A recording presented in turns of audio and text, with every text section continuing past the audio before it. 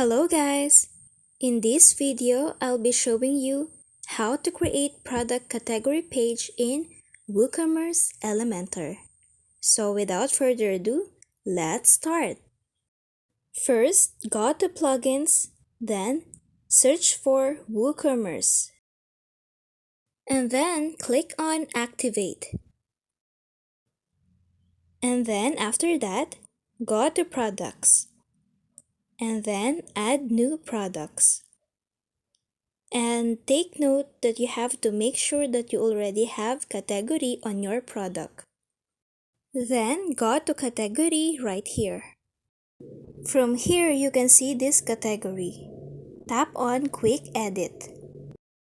Now go again to Plugins. And then click Add New. Then enter Elementor. And then click on Install Now. Now go to Category and then click Edit.